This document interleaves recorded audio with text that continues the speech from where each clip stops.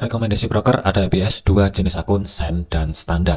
Kelebihannya, spread tipis mulai dari 0,7 pip, eksekusi market dimulai dari 0,01 detik, di mana saat volatility tinggi kita masih tetap bisa entry ataupun exit dengan cepat. Kemudian ada akun free swap, kalaupun ada posisi menginap lebih dari 1 hari ataupun 1 minggu, tanpa ada biaya ataupun komisi tambahan. Dapatkan cashback atau promo rebate sebesar 20% untuk akun standar dan 10% untuk akun Send dengan menggunakan link yang ada di kolom deskripsi. Metode deposit mulai bank lokal dan sudah tersedia untuk dompet elektronik, prosesnya hitungan menit. Khusus promo rebate ini hanya berlaku dengan menggunakan link yang ada di kolom deskripsi. Tanpa link tersebut, promo rebate tidak akan aktif.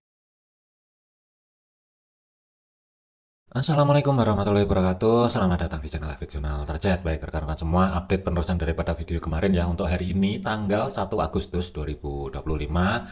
Dari segi fundamental yang akan menjadi fokus untuk hari ini itu ada NFP ya. Nah, untuk nanti malam jam setengah 8 waktu Indonesia Barat ya. Nah, kemudian untuk sorenya sih indeks harga konsumen dari zona euro itu juga akan dirilis, diperkirakan sih menurun ya. Cuman aktualnya berapa nanti kita akan cek lebih lanjut aja. Tetapi data yang sebelumnya perlu diwaspadai 2%. Kemudian untuk NFP-nya sendiri itu ada beberapa hal yang perlu diwaspadai. Yang pertama, rata-rata pendapatan per jam itu diperkirakan ada peningkatan yang sebelumnya 0,2% menjadi 0,3%.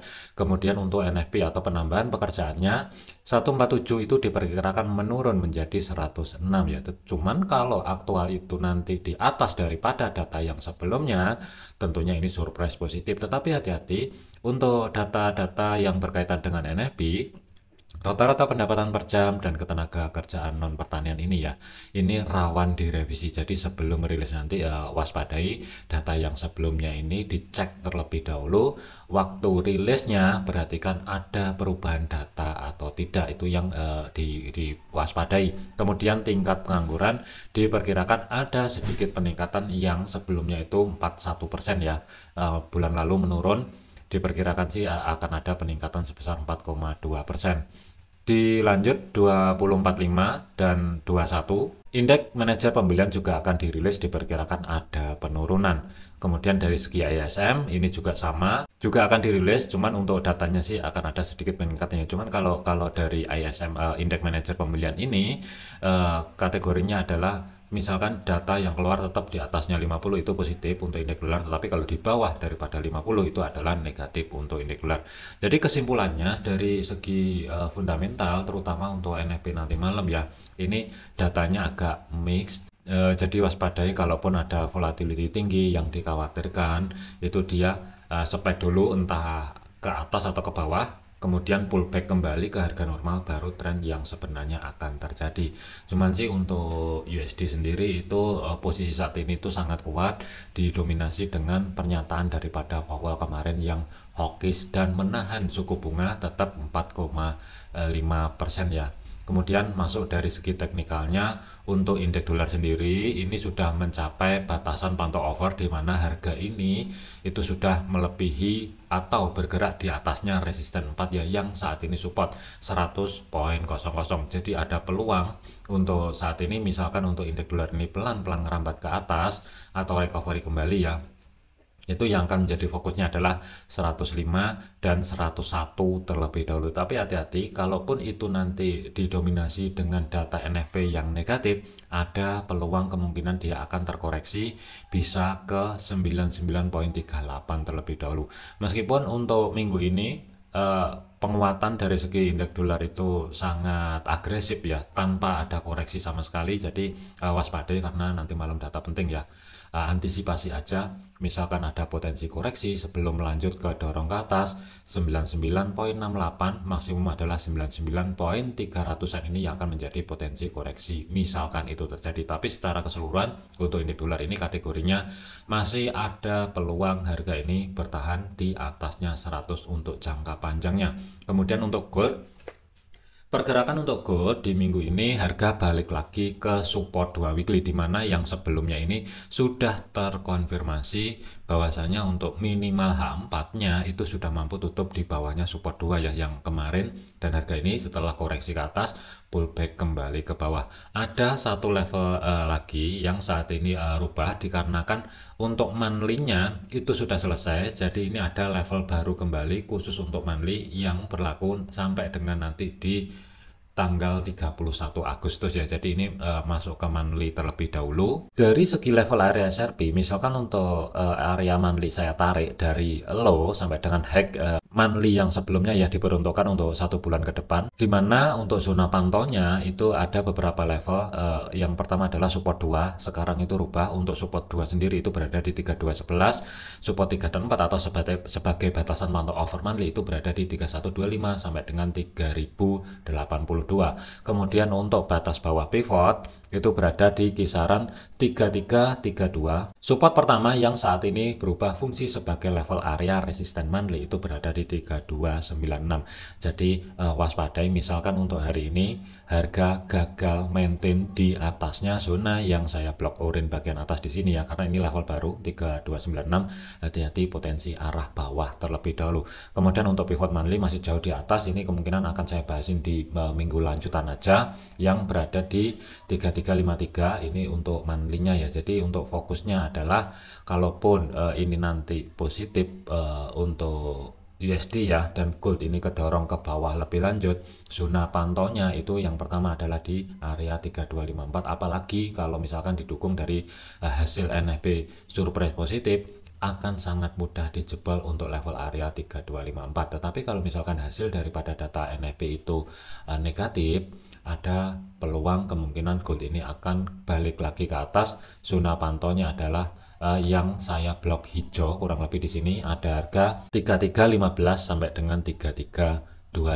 Kita lihatin dulu dari segi time frame H1-nya, dikarenakan untuk harga saat ini itu kan bermain-main kembali ya di level area support ke 2 weekly 3282 sampai dengan 3287. Jadi kunci untuk kenaikan jangka pendek itu berada di level area punyanya monthly 3296. Kalau misalkan untuk hari ini harga mampu maintain di atasnya 3296, ada peluang kemungkinan dia akan ke atas terlebih dahulu. Apalagi kalau misalkan hasil daripada data NFP negatif, akan sangat mudah lagi balik ke 3325. Tetapi untuk sesi Asia sama sesi Eropa, fokus kunci atas itu berada di 3296 terlebih dahulu ya. Jadi selama 3296 ini aman, harga belum mampu maintain di atas level area tersebut, kemungkinan saya tidak akan masuk ke market. Cuman untuk area bawahnya, history low monthly ini juga perlu diwaspadai 3268 ya. Kalaupun harga kedorong ke bawah, ini berubah fungsi sebagai level area minor. Jadi ada 2 target. Kalaupun untuk gold ini mampu turun ke bawah, target yang pertama adalah low terdekat yang ada di sini. Kemudian kalau misalkan kuat untuk penurunannya baru ke 3254 sampai dengan di level area 3245-an lah kurang lebih ya. Jadi kesimpulannya dari zona pantau untuk gold hari ini, persiapan untuk NFP ya, yang perlu diwaspadai untuk level area atas 3315, 3325. Kunci kenaikan jangka pendek di sesi Asia dan Eropa nanti adalah pantau di 3296 terlebih dahulu. Misalkan harga mampu maintain di atas level area tersebut, baru ada peluang ke level area resisten terdekat 3315 sampai dengan 3325, dan baru ini nanti akan menjadi penentu ya. Misalkan mampu saat NFP rilis, baru kemungkinan akan terjadi volatility tinggi.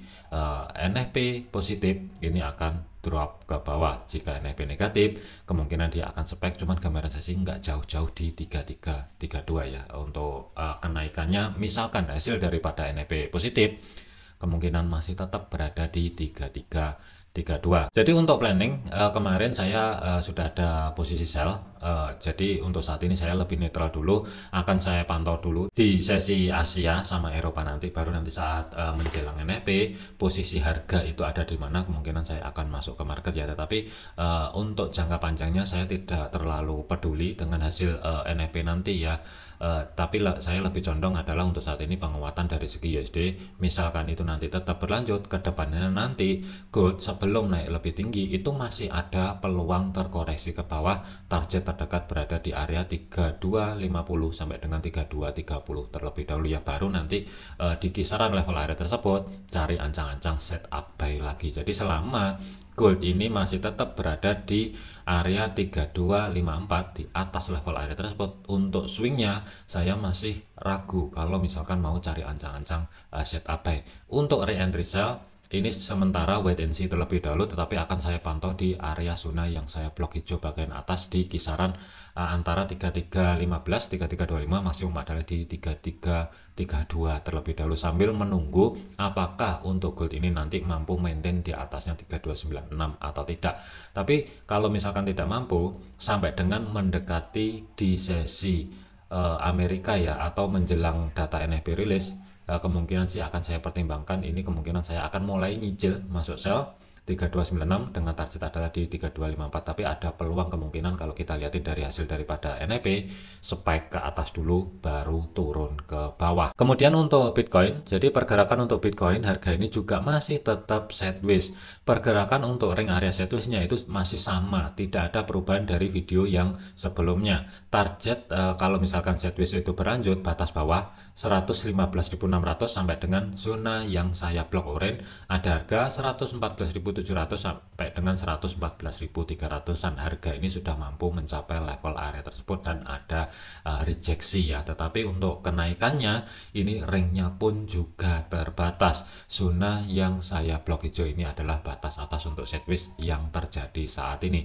Jadi selama minggu ini sampai dengan nanti di hari Minggu ya, Bitcoin itu masih tetap bergerak di dalam zona antara blok hijau bagian atas dan blok orange bagian bawah, kategorinya masih tetap sideways. Jadi kalau mau cari ancang-ancang baik buy ataupun sell, usahakan sedekat mungkin dengan zona yang saya blok orange atau blok hijau. Tetapi kalau misalkan sewaktu-waktu keluar di level area tersebut, sudah harus dipertimbangkan apakah mau di cut atau mau di hold ya, karena untuk support 2 weekly BTC itu berada di 113.000 ya. Jadi untuk Bitcoin saya nggak banyak update karena untuk level areanya ini juga masih sama, pergerakannya juga di situ-situ aja.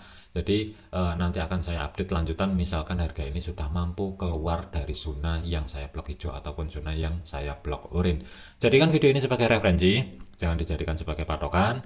Segala keputusan risiko menjadi tanggung jawab masing-masing. Jangan overload, jangan overtrade, tetap disiplin. Terima kasih, sampai jumpa di video yang selanjutnya. Wassalamualaikum warahmatullahi wabarakatuh.